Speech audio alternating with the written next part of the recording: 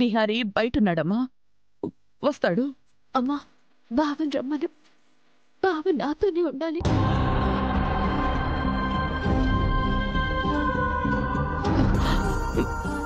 వస్తాడమ్మా, నువ్వు కాసేపు రెస్ట్ తీసుకో. నా కూతురు విహారిని ప్రాణం కంటే ఎక్కువగా ప్రేమించింది. వాడేమో లక్ష్మిని పెళ్లి చేసుకున్నాడు. ఇప్పుడు నేను వెళ్ళి అరిచి నిలదీస్తే నా కూతుర్ని విహారికి దూరంగా తీసుకుని వెళ్ళిపోతే విహారిని వదిలి అది ఉండగలదా? డాక్టర్ కూడా సహస్రని సంతోషంగా ఉండేలా చూసుకోమని చెప్పారు. ఇప్పుడు నేనేమాత్రం ఆవేశపడినా నా కూతురు తట్టుకోలేదు. సహస్రకి గర్భసంచి లేదన్న నిజం తెలిస్తే ఖచ్చితంగా వారసుడు కావాలి అని కోరుకుంటున్న నా వాళ్ళు ఆ లక్ష్మిని విహారికిచ్చి కట్టబెట్టేస్తారు. నో, అలా జరగకూడదు. ఈ నిజం బయటపడకూడదు. అలాగని ఆ లక్ష్మిని వదలను. దానంతు చూస్తాను. అమ్మా, కడుపు బాగా నొప్పిగా ఉందమ్మా.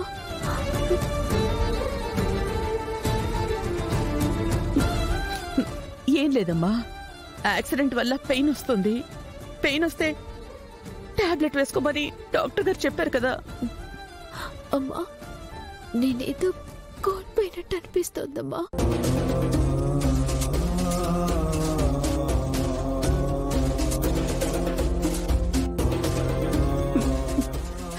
సహస్ర, నువ్వెక్కువ ఆలోచించుకమ్మా. నువ్వు రెస్ట్ తీసుకో. నేను వెళ్ళి విహారిని పంపిస్తాను. నువ్వు పడుకో, రెస్ట్ తీసుకో.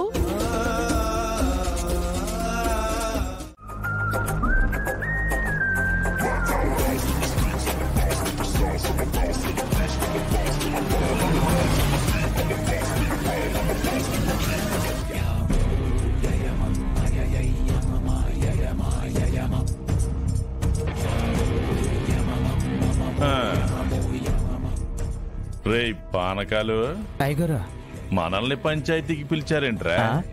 మన పక్కూరు ఆంటీ గారిని గెలికారు కదండి, అందుకని పంచాయతీ పెట్టారేమో అండి. రే పానకాలు, అది కెలకడం కాదురా, కూసేలో ప్రశ్నలు అడగడం అంటారు. అంతేనంటారండి. పద చూద్దాం.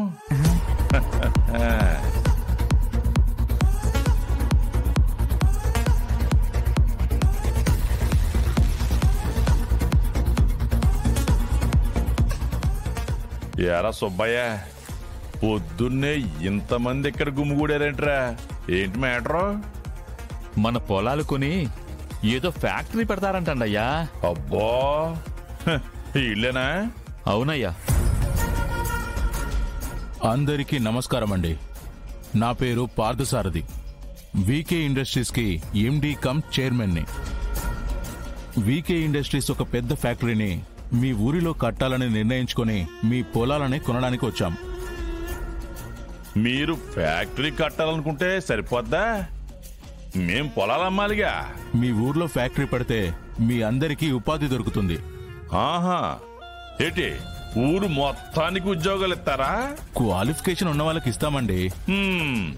ఇక్కడ చదువుకున్న వాళ్ళకంటే ఏలు ముద్రగాళ్లే ఎక్కువ. మరే మా ఏర్రాజు గారి కష్టపడి 5వ క్లాస్ పాస్ అయ్యారండి. మరే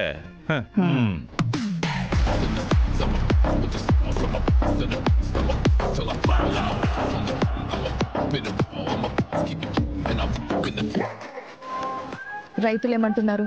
రైతుల కంటే ఎక్కువగా ఎవరో వీర్రాజు అంట మేడం. అస్సలు మాట వినట్లేదు. అందరినీ రివర్స్ అయ్యేలా మోటివేషన్ చేస్తున్నాడు మేడం. వీర్రాజా, ఒక పని చేయండి, వాడిని సైడ్కి పిలిచి ఈ ప్రాజెక్ట్లో పర్సెంటేజ్ ఇస్తానని చెప్పండి. పర్సెంటేజ్ అంటే ఏమంటారా మేడం? వాడికి డబ్బు పిచ్చి ఎక్కువ. పర్సెంటేజ్ అని చెప్పగానే లైన్లోకి వచ్చేస్తాడు. ఓకే మేడం, నేను లైన్లోనే ఉంటాను, మీరు వెళ్ళి మాట్లాడండి. వీర్రాజు గారు, మీతో ఒకసారి మాట్లాడాలి. ఏంటి నాతోటే? ఈ ఊరికి పెద్ద ఎవరో మీరు భలే తెలుసుకున్నారు. పంచాయతీ దగ్గర నుంచా? అటెందుకు వెళ్ళావు? ఏట్లేదమ్మా, ఊరికెలా బయటికి వెళ్ళాను. పంచాయతీ దగ్గర జనమందరం ఉంటే చూసి అటు వెళ్ళానమ్మా. పంచాయతీ దగ్గర జనం ఉన్నారా? ఏమైంది? ఏటైందంటమ్మా, ఊర్లో పొలాలు కొనడానికి వ్యాపారస్తులు వచ్చినారమ్మా. వాళ్ళు ఊరి జనాలందరూ నిల్చోబెట్టి ఈ భూములు అమ్మితే ఇప్పుడున్న మార్కెట్ రేట్ కంటే డబుల్ రేట్ ఎత్తామని చెప్తాండ్రమ్మా. కానీ నాకు ఆ విషయం ఏంటో అర్థం కావట్లేదమ్మా.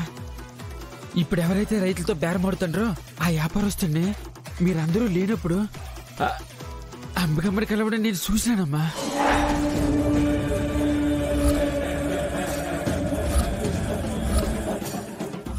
ఏంటి పండు నువ్వు అంటున్నది? అప్పుడు కూడా ఫ్యాక్టరీని ఏదేదో మాట్లాడుకున్నారమ్మా. అప్పుడు నాకు అర్థం కాలే, ఇప్పుడు అర్థం కాల. లక్ష్మమ్మ, నాకెందుకో అతను రైతులు బురుడే కొడతారనిపిస్తుందమ్మా. ఆ రైతులు చూస్తుంటే ఒట్టి అమ్మాయికిల్లాగా ఉన్నారమ్మా. వాళ్ళని చూస్తుంటే తల ఊపి ఆ పొలాన్ని అమ్మకానికి ఒప్పుకునేలా ఉన్నారు. పండు, ఉన్నట్టుండి మార్కెట్కి డబుల్ రేట్ పెట్టి అతను రైతుల దగ్గర కొంటున్నాడు అంటే ఇందులో ఏదో ఉంది. అవునమ్మా, నాకు కూడా అది అనిపిస్తుంది. నువ్వెలాగైనా ఆ రైతులతో మాట్లాడి వాళ్ళని కాపాడాలమ్మా. ఖచ్చితంగా ఈ ప్లాన్ వెనక అంబికమ్మే ఉంది. అంబికమ్మ ఇవాళే వచ్చింది. ఈరోజు ఆ బిజినెస్ మ్యాన్ వచ్చాడంటే ఈ డీల్ వెనకాలన్న మాస్టర్ మైండ్ అంబికమ్మే. ఎలా అయినా రైతుల్ని కాపాడాలి.